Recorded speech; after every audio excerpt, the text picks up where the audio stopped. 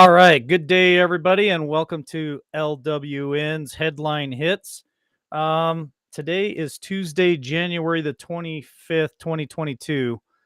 Got a lot to talk about today, folks, so let's dive into the headlines. Let's start off with this little segment that I like to call LW's Idiot of the Day. And the award goes to none other than Kareem Abdul-Jabbar, the former Lakers NBA star. I used to like the guy, but I'm starting to think that maybe he ate too many paint chips or something. So let's talk about it. Kareem Abdul-Jabbar says John Stockton's vacation remarks are extreme, and not based on reality or facts. So he was on CNN's New Day yesterday, and he goes on to say that he's disappointed in John Stockton from the Utah Jazz. Uh, Stockton made comment yesterday that he said more than 100 pro athletes have died immediately after uh, taking the vacation. And he also asserted that tens of thousands have died from taking the vacation as well. So, in response to that, old Dul Jabbar here, the idiot of the day, he says that is extreme and not based on reality or facts. I think statements like that make public look upon athletes as basically dumb jocks and trying to explain away something that is obviously a pandemic, um, quote, Dul Jabbar. And the best way to fight the pandemic through is through vacations and testings. Those are the means by which we identify the problem and do our best to mitigate it. It doesn't make sense what he is saying. So he goes further to say, I think John's reaction to the vacation is extreme and not based on reality or facts. He added, and if John could just check the facts out, he would understand that the vacation is saving lives and preventing people from having serious reactions to the sickness. I won't eliminate it won't eliminate the virus overnight, but it will stop people from dying and it will stop people from becoming seriously ill. And it is a great benefit to us, and we have to make use of it. End quote from Dul Jabbar. Well, sir, I will just say this. You really need to do a little more research and quit just listening to the left. You really need to look at the other side. There are thousands and thousands of doctors who are saying the exact opposite, and we got to find what the truth is somewhere in the middle of that. But your statements makes you LW's idiot of the day.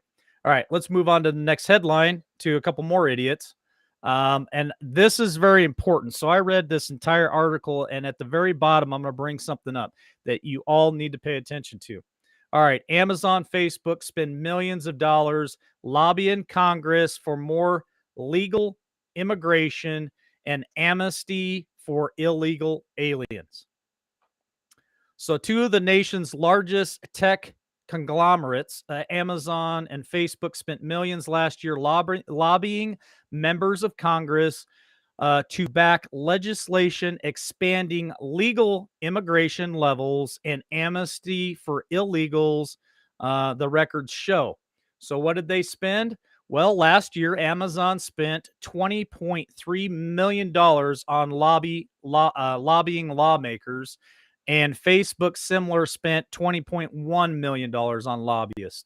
So they are lobbying for them to make illegal immigration a thing of the past, and they want amnesty for 11 to 22 million illegals that are here in the United States now.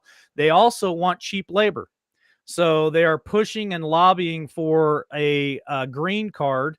It's called employment-based green card system for the last decade, which will allow big tech companies to outsource their labor market for cheaper wages. China is one of them. India is the other. So that's what they're wanting to do, and they want to reward 1.2 million legal immigrants that green card. Okay, It goes further to say, and this is what you need to pay attention to right here. All right. So I'm bringing it to light. And if you live in any of these states, you really need to get involved at your local level and start listening to what's going on. So, lobbyists for Amazon have recently donated to Representative Patty Murray, a Democrat from Washington State, Kathy McMorris Rogers, a Republican from Washington State, and Angie Craig, a Democrat from Minnesota. Now, here is another list that you really need to pay attention to. Meanwhile, the lobbyists for Facebook have recently thrown cash at Representative Brett Guthrie, a Republican from Kentucky, the National Republican Study Committee, the NRSC, which is chaired by Representative Jim Banks, who is a Republican from Indiana, Representative Kelly Armstrong, who is a Republican from North Dakota, Senator Chuck Grassley, who is a Republican from Iowa, Senator John Thune, who is a Republican from South Dakota, Senator Lisa Murkowski, a Republican from Alaska, Senator Rand Paul, a Republican from Kentucky, Representative Kevin McCarthy, a Republican from California, and Representative Tim Ryan, a Democrat from Ohio, Senator John Ossa, a Democrat from Georgia, and Representative Adam Kissingler, a Republican from Illinois. Those folks have received cash from the lobbyists from Facebook, folks. Just saying. Keep an eye on them. Get involved. That's all I can tell you. All right, next headline. Crime wave. 5 police officers killed in line of duty in the first 24 days of 2022. Sorry, 2022. In the first 24 days of the new year, a total of 5 police officers across 3 states have been killed in line of duty as crime wave continues to sweep the United States. Now, it gives each and every one of them. I'm not going to go down and read through them and what the crime was and how they lost their lives. I think it's an absolute tragedy, but this is my point that I want to make. Doesn't this sound an awful lot like a certain administration that was here between 2008 and 2016? Wasn't there a war on the blue during those 8 years of that administration? I believe that there were a lot of officers that lost their lives during those 8 years. There, for a while, it was really bad, especially in Texas alone. Sound familiar? All right, moving on to the next headline. Things are going to start heating up here for the last 6 or 7 headlines. So buckle up, folks. Biden breaks promise in Biden White House. There will be no bullying of media. Now, there's 2 articles here, so bear with me. I need to read down through some of them. I want to make some points here. So President Joe Biden, in his 2020 campaign promise Monday not to bully the news media when he called Fox News Peter Ducey a stupid SOB on a hot mic in response to a question about inflation at the White House. So it goes further to say the hot mic occurred during the White House press conference Monday afternoon when Peter Ducey asked the president if raising inflation will severely hurt the Democrats in the coming midterms. Do you think inflation is a political liability in the midterms? Asked Ducey. The president, in a hot mic, says, "It's a great asset," the president sarcastically responded. "More inflation. What a stupid SOB." End quote from the president of the United States. Ducey took the insult in stride, later joking that no one had fact checked the president's claim.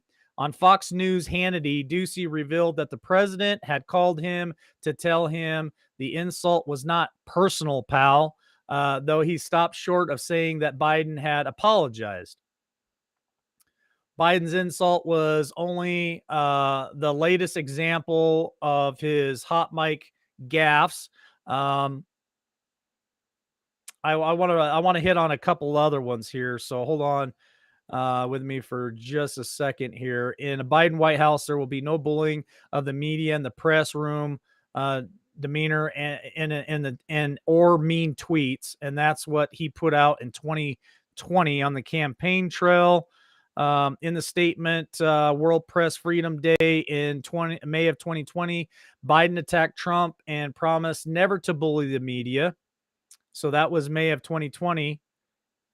He can't help himself. I'm telling you, folks. So let me go to the next article, which talks about the same thing. So let me moments before Biden groused about fielding questions on deepening crisis in Ukraine instead of being asked about the White House competition council meeting, which focused on administration's efforts to promote economic competition and drive down prices for consumers. This is when he got questioned about inflation, and he lost it. So the episode marks the second hot mic moment for the president in recent days. Last week, Biden was heard mocking another reporter for a quote stupid question end quote on why he was waiting on Russian President Vladimir Putin to quote make the first move end quote. Biden has a history of being caught with hot mic moments, most notably following a passage of a Affordable Care Act in in 2010. The then vice president was caught on a hot mic telling President Barack Obama that passing the signature bill, healthcare bill, was a big effing deal. End quote. Um, he just he's just one dumpster fire after another, folks. That's all I can tell you. This is not what we want to represent us as Americans, as our president of the United States. All right, moving on to the next headline hit. This one is another one that kind of should make you scratch your head, make you wonder here. So the pandemic end game. The WHO official says that the sickness emergency phase may end this year in Europe. That sounds like a bunch of good news. But let's read a little bit further. The Chinese sickness is likely moving into a kind of pandemic endgame in Europe, and the regional director of the Health Organization or World Health Organization said, while countries such as Australia and Germany move towards mandatory vacations, and France is implementing a fully fledged vacation passport on Monday. The Dr. Hans from the European region said emergency phase of the virus may be coming to a close. So he goes on to say that there are other countries that are getting ready to lift their restrictions. For example, the UK is getting ready to do that. The Czechs are getting ready to do that. And then there are still lots of rallies against the lockdowns. 100,000 Germans protest ruling party demands for clampdowns.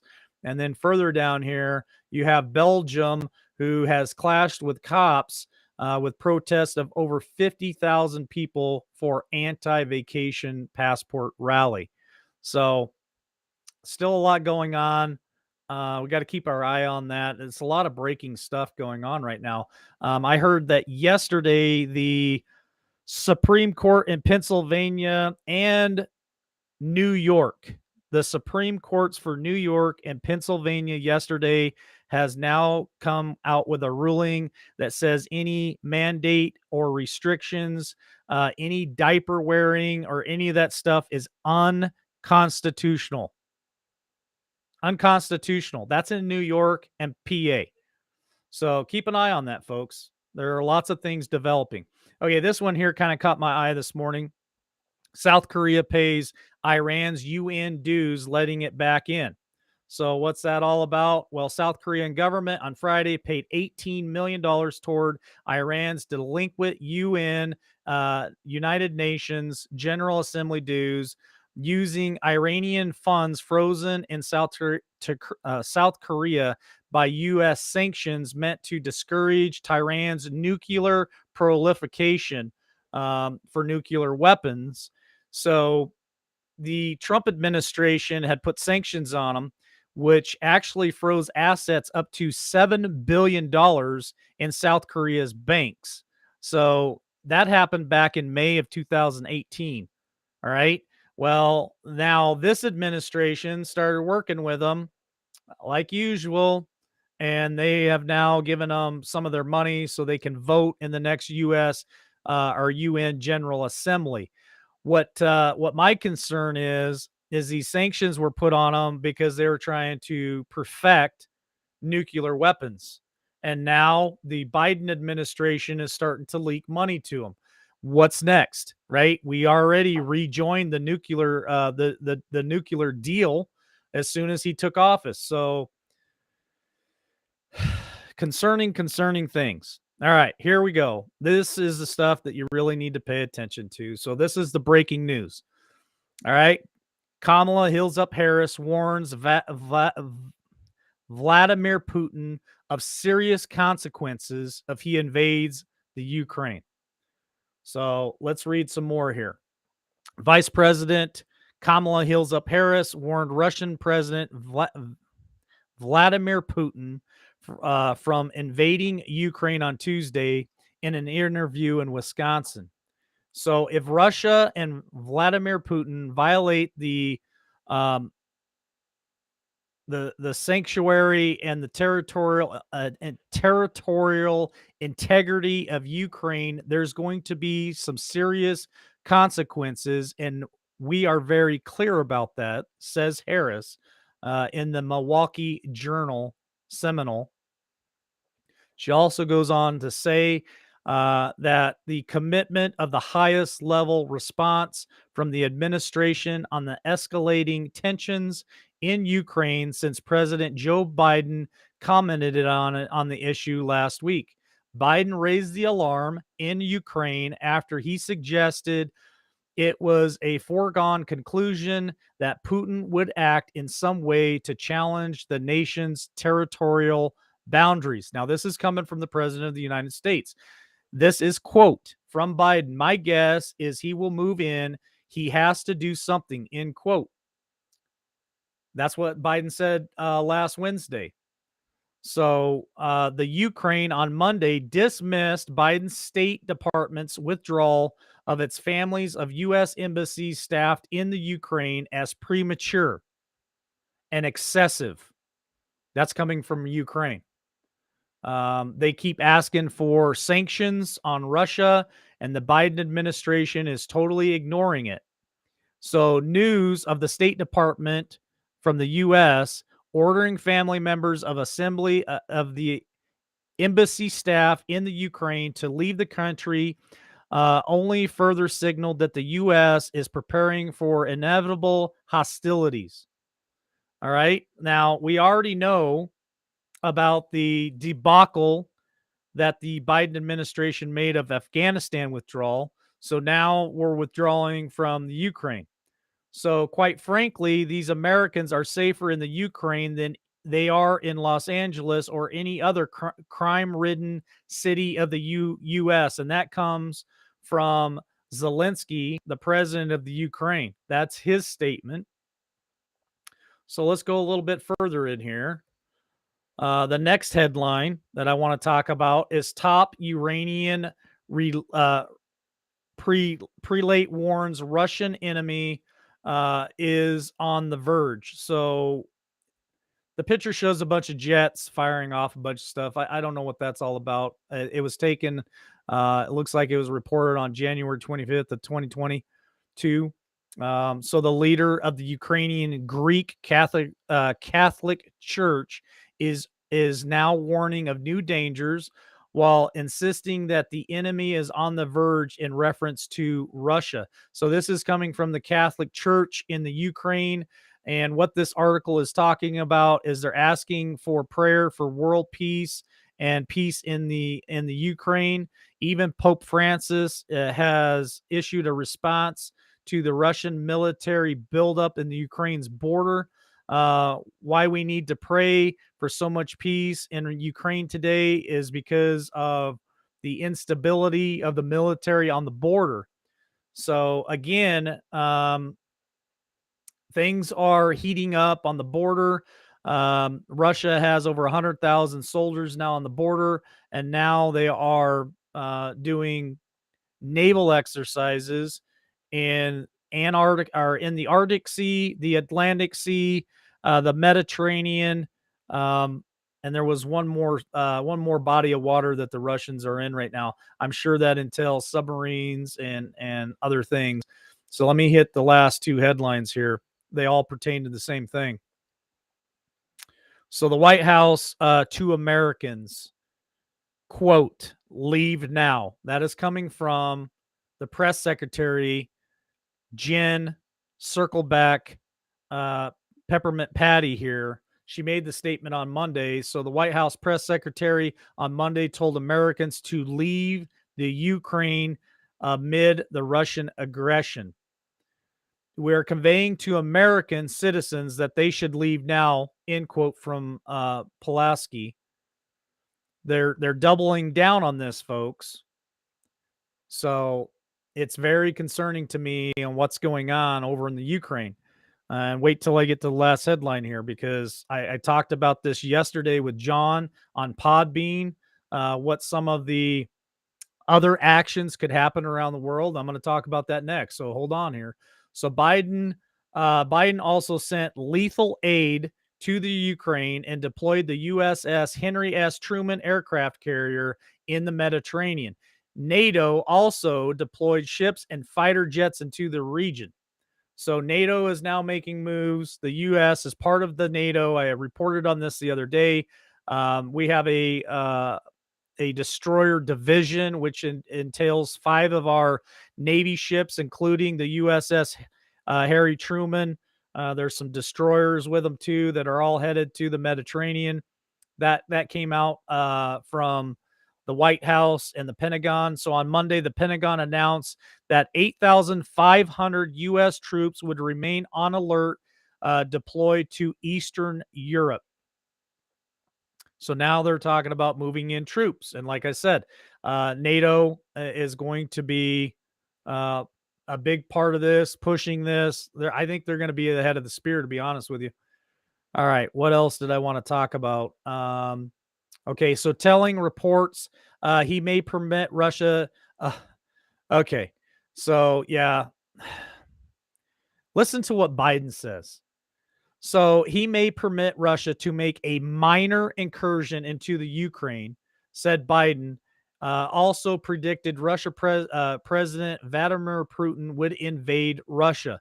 Russia and Ukraine has contested land claims dating back decades.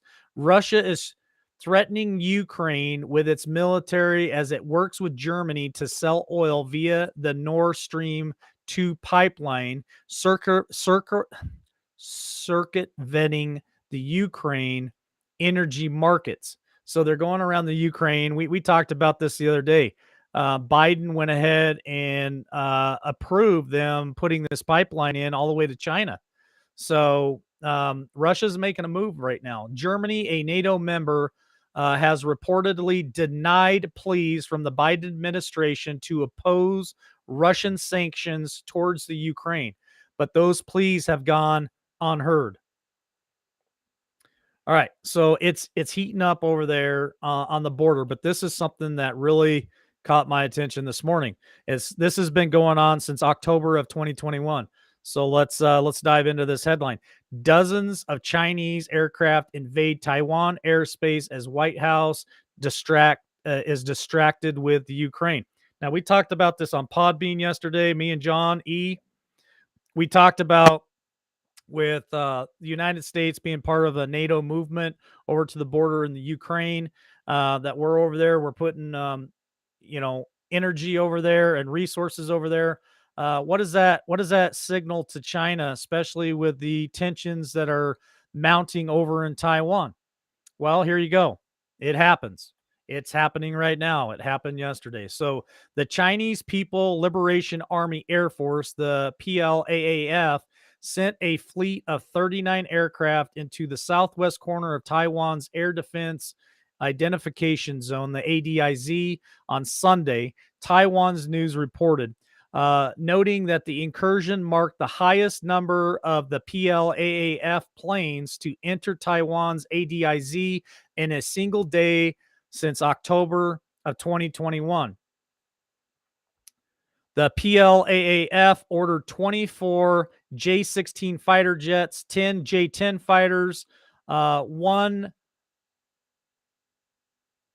of 6 bombers, 2 9 electric warfare aircraft, the Y9EW, and 2 of the 8 electronic intelligent spotter planes to fly through the southwest corner of Taiwan's ADIZ on January the 23rd, a short distance northeast of Taiwan's Dongsha Islands, according to Taiwan's news.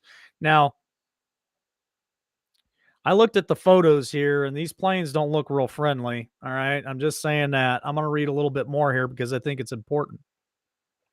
Beijing claims that the Dongsha Island chain, along with the largest island of Taiwan itself, as its own territory. Now, I reported on this a week or so ago that they're already coming into those territories and renaming them.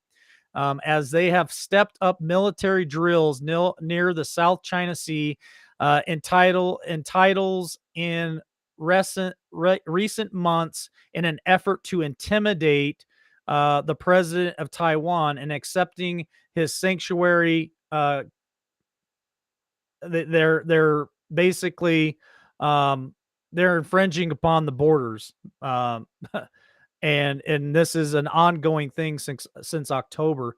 The democratically elected government of Taiwan has remained steadfast in denouncing China's actions as bullying tactics meant to take over the island's nation and to submission of a foreign ruling system, especially the Chinese Communist Party.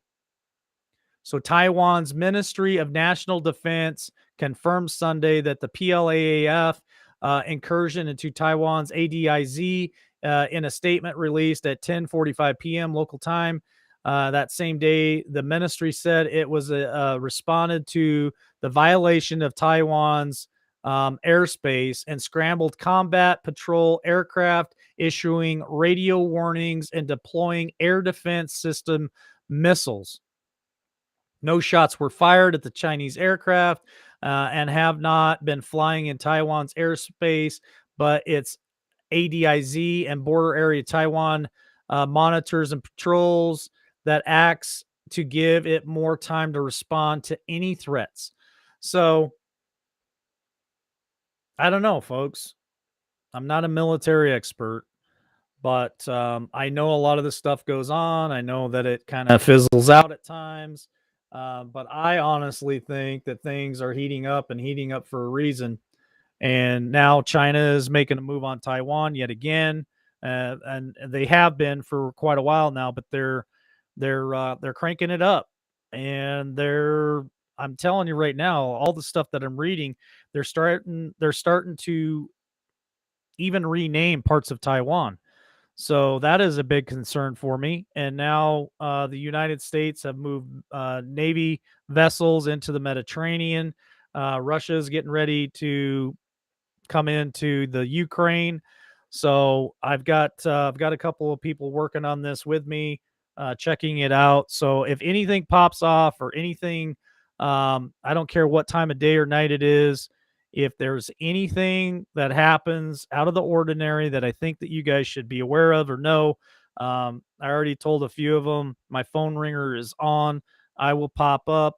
I will get on. I will report it for you guys. So if anything out of the ordinary pops up for headline hits, that's what it is. It'll be me reporting on either the Ukraine or Taiwan. So check us out, libertywarriornation.com. We'll be on later tonight on Facebook, YouTube, and Twitch at 8 Eastern, 7 Central. Thank you all for joining me. Until tonight, we'll catch you on the next one.